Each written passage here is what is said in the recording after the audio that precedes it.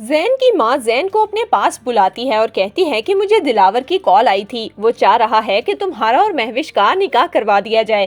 جیسے ہی زین یہ سنتا ہے تو وہ بہت زیادہ کنفیوز ہو جاتا ہے اور اپنی ماں کو کہتا ہے، موم، چاہے جانے کا احساس بہت خوبصورت ہوتا ہے، لیکن مہوش کی مجھ سے دیوانہ وار محبت برداشت نہیں ہوتی، میرا دم گھٹتا ہے، مجھے ابھی اس فیصلے کے لیے کچھ سوچنا ہوگا، میں آپ کو ابھی جواب نہیں دے سکتا۔ جبکہ ماہنور زین کی ماں کے پاس آئے گی اور کہے گی، آنٹی مجھے اپنی پڑھائی شروع کرنی ہے، جس پر زین کی ماں مدیحہ فوراً ماہنور کو اجازت دے دے گی اور کہے گی کہ تم پریشان ہی نہ ہو، میں تمہارا سارا بندوبست کر دوں گی۔ اگلے دن جب ماہنور یونیورسٹی جانے کے لیے تیار ہو کر باہر آتی ہے تو زین کی بہن علیزے اس کے پاس آتی ہے اور کہتی ہے، چلو ہم دونوں اکٹھے چلتے ہیں، کتنا مزہ آئے گا نا، ڈرائیور تو آج چھٹی پر ہے لیکن آج ہمیں زین بھائی چھوڑیں گے۔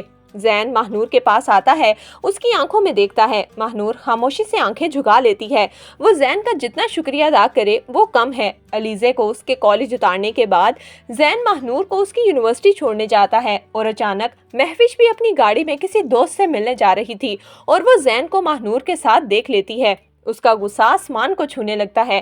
مہوش زین کو کال کرتی ہے اور کہتی ہے کہ مجھے ابھی تم سے ملنا ہے۔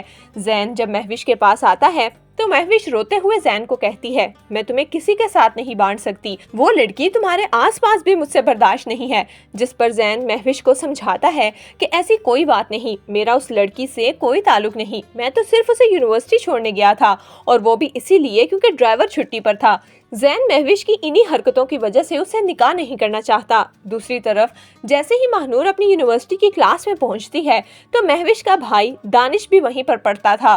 جیسے ہی وہ ماہنور کو آتا دیکھتا ہے تو اس کے دماغ میں شیطانی آتی ہے، وہ اپنے دوست کو کہتا ہے، لگتا ہے یہ لڑکی نہیں آئی ہے، چلو آؤ اس کو تنگ کرتے ہیں۔ جیسے ہی ماہنور اپنی سیٹ پر بیٹھنے کے لیے آگے آتی ہے تو دانش اس کا راستہ روکتا ہے، ماہنور بہت ڈر جاتی ہے۔ دانش ماہنور کو کہتا ہے کہ تمہارا نام کیا ہے؟ ماہنور ڈر کے مارے اپنا نام بتاتی ہے تو دانش اس پر اپنا رعب جھاڑنے لگتا ہے اور کہتا ہے کہ اس کلاس میں وہی ہوگا جو میں کہوں گا، اور اگر تم نے کسی کو شکایت لگانے کی کوشش کی تو تمہیں میں اس یونیورسٹی سے باہر نکلوا دوں گا۔ ماہنور تو بہت زیادہ ڈر جاتی ہے۔